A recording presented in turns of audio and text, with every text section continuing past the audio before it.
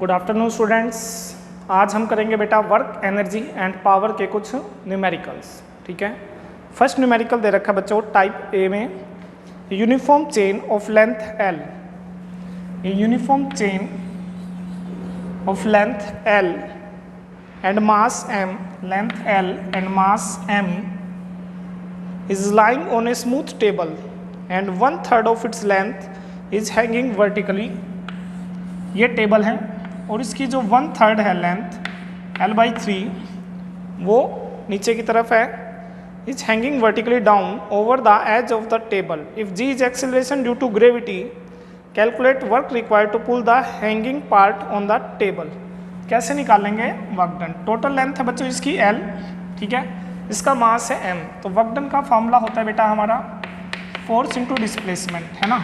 Force की value कितनी आएगी? फोर्स जितना वेट होगा, कितना वेट होगा इतनी का, कितना वेट होगा इतने का, mg बाई हाफ आएगा ना इसका, ठीक है। सेंटर ऑफ ग्रेविटी बीच में है तो हाफ ले लो, mg बाई कितना हो गया ये थर्ड, ये होगा 6, ठीक है। इनटू में डिस्प्लेसमेंट कितना आएगा?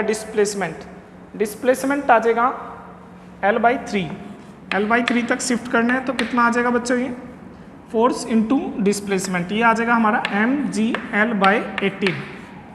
कितना आ जाएगा? mg l/18। m is the mass of the, m क्या है? कैपिटल M क्या है? यहाँ पे मास है चेन का, g acceleration due to gravity है, ठीक है। अब ये वाला पार्ट समझ लो, जब हम इसको कर रहे होंगे, खींच रहे होंगे तो हाफ पार्ट को हम खींचेंगे तो हाफ पार्ट का वेट कितना आ जाएगा? पूरे का वेट है मान लो mg, तो इतने का आएगा, कितना आएगा? थर्ड पार्ट है mg/3, तो सेंटर ऑफ ग्रेविटी के नीचे वाला पार्ट कितना आ जाएगा? mg/6। डिस्प्लेसमेंट कितना करना है हमने? l/3। समझ में आया बच्चों? तो ये था हमारा फर्स्ट क्वेश्चन। सेकंड क्वेश्चन जो हम कर रहे हैं वो है, आसान सा ही क्वेश्चन था ये। A man moves on a straight horizontal road with A block of mass 2 kg, with A block of mass 2 kg। Second question है बच्चों हमारा, सेकंड क्वेश्चन क्या है? A man moves on a straight horizontal road, ठीक है, straight horizontal road पे चल रहा है एक आदमी। ब्लॉक ऑफ मास कितना है? वो मास कितना दे रखा है उसका? ब्लॉक का मास दे रखा है बच्चों 2 kg, मास दे रखा है 2 kg। Road with A block of mass 2 kg and in his hand if he covers A distance of, distance कितना कवर कर दिया इसने? डिस्टेंस है 40 मीटर। डिस्टेंस कितना है बच्चों? 40 metre with an acceleration of, acceleration कितना है? 1 metre per second square, 1 metre per second square. Find the work done by man. Work done कैसे निकालोगे बच्चों? वर्क डन होता है, हमने कर रखा है फोर्स इनटू डिस्प्लेसमेंट। फोर्स की वैल्यू होती है m a और s, एंगल 0 है, cos 0 की वैल्यू होगी 1, मास दे रखा है 2, एक्सीलरेशन है 1 और डिस्प्लेसमेंट है 40। सोल्व कर दो, सारे SI में कितना आ जाएगा? 80 जूल। सेकंड क्वेश्चन का आंसर है बच्चों 80 जूल। ये था हमारा सेकंड क्वेश्चन। नेक्स्ट हम कर रहे हैं third question. Calculate the work done in raising a stone of mass, mass दे रखा है 5 kg, स्पेसिफिक ग्रेविटी दे रखी है ना। तो स्पेसिफिक ग्रेविटी से हम क्या निकाल लेंगे? डेंसिटी निकाल लेंगे। क्या निकाल लेंगे? डेंसिटी।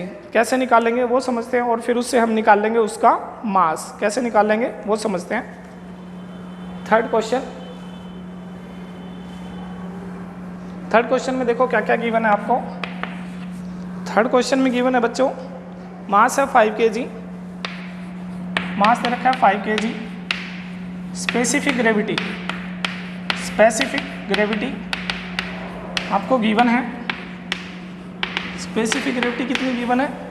स्पेसिफिक ग्रेविटी दे रखी है 3, और कितनी हाइट तक उठाना है उसको? 4 मीटर तक। कितनी हाइट तक उठाना है? 4 मीटर तक, ठीक है। वर्क डन निकाल लेंगे। पहले स्पेसिफिक ग्रेविटी का फॉर्मूला निकाल लेते हैं। स्पेसिफिक ग्रेविटी का क्या होता है? डेंसिटी ऑफ एनी सब्सटेंस,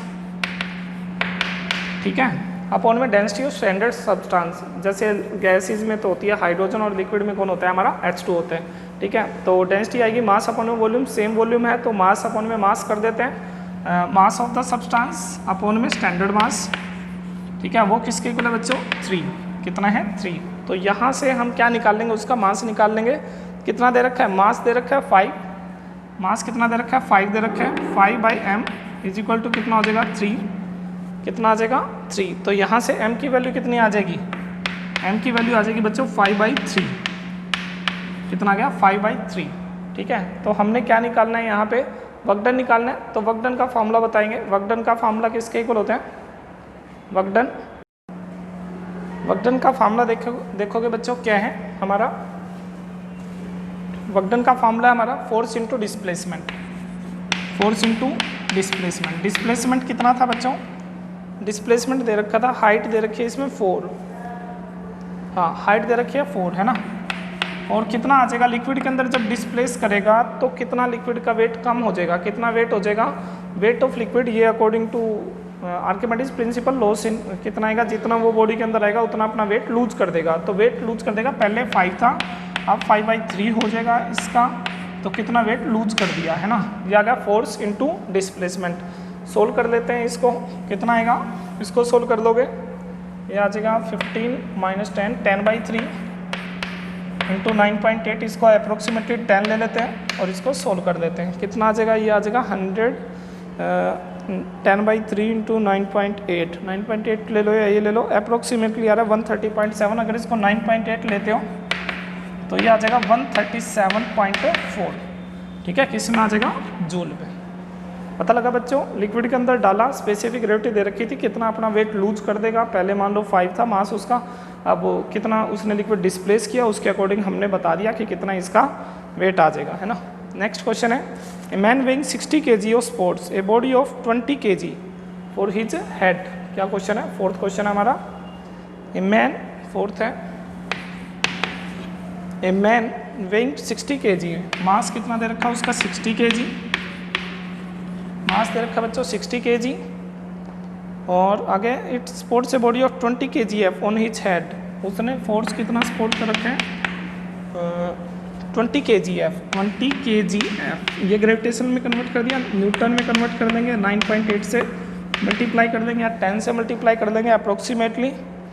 ठीक है, अब calculate work done by him in moving a distance of 15 metre up an incline of 1/10, कितना है 1/10, 1/10 का मतलब बता रखा है बच्चों इसने, क्या बता रखा है इसके अंदर, साइन थीटा या कोस थीटा कितना आएगा 1/10, परपेंडिकुलर बाय हाइपो 1/10 थीटा, तो साइन थीटा की वैल्यू कितनी आ जाएगी यहाँ पे 1/10, और फोर्स का कंपोनेंट कितना आ जाएगा, ये आ जाएगा वेट mg, अगर ये आ जाएगा थीटा तो फोर्स आ जाएगा हमारा ये mg कोस थीटा, और ये आ जाएगा बच्चों mg साइन थीटा, है ना। तो वर्क डन निकालने के लिए हम क्या करेंगे, mg साइन थीटा को किससे मल्टीप्लाई कर देंगे, डिस्प्लेसमेंट से, इससे कर देंगे डिस्प्लेसमेंट से। डिस्प्लेसमेंट दे रखा है 15, डिस्प्लेसमेंट कितना दे रखा है 15, हाँ डिस्प्लेसमेंट है 15, साइन थीटा दे रखा है 1/10, और वेट कितना दे रखा है, वेट 60 इंटू 9.8, 60 इंटू 9.8, अगर हम इसको सोल्व कर लेंगे, फोर्थ क्वेश्चन था ये, 60 था ना, 60 दे रखा था, मास कितना दे रखा था 60 और 10 और 20 और था, तो कितना हो गया था उसका वेट, 60 ये था 20 ये था, तो कितना हो गया था, इसको फोर्स को कन्वर्ट कर दिया। ठीक है, 20 kgf में था, ये आ गया था हमारा, मास कितना हो गया इसमें 20 kg का ये था मास दूसरा, तो टोटल वेट कितना हो गया इसका 80 हो गया, तो ये आ जाएगा हमारा वर्क डन आ जाएगा बच्चों, इसको सोल्व कर लेंगे 80 9.8 10 इंटू 15, इसको सोल्व करोगे हमारा आंसर आ जाएगा ये, इसको सोल्व कर लेंगे आंसर आ जाएगा 1176 जूल। समझ में आया बच्चों, ठीक है, कितना था मास था उसका खुद का वो था, और फिर वो क्या कर रहा था डिस्प्लेस कर रहा था, और कैसे प्लेन में था, इंक्लाइन प्लेन में था, 1/10 ये था। तो वर्क डन हमने फाइंड आउट कर लिया mg sine theta into S से। ठीक है, नेक्स्ट क्वेश्चन करते हैं। नेक्स्ट क्वेश्चन है, body moves from A to B under the action of force shown in figure, what is the moment of work done. अब की बार हमने क्या निकालना है बच्चों, वर्क डन निकालना है, फोर्स और डिस्प्लेसमेंट का ग्राफ है, तो कॉमन सी बात है बच्चों, हमने इसका क्या फाइंड आउट करना होगा, एरिया फाइंड आउट करना होगा। ठीक है, कैसे फाइंड आउट करेंगे एरिया वो समझेंगे, फोर्स और डिस्प्लेसमेंट है ना, फोर्स और डिस्प्लेसमेंट, एरिया के लिए हमें ये ग्राफ दे रखा है कुछ ऐसा,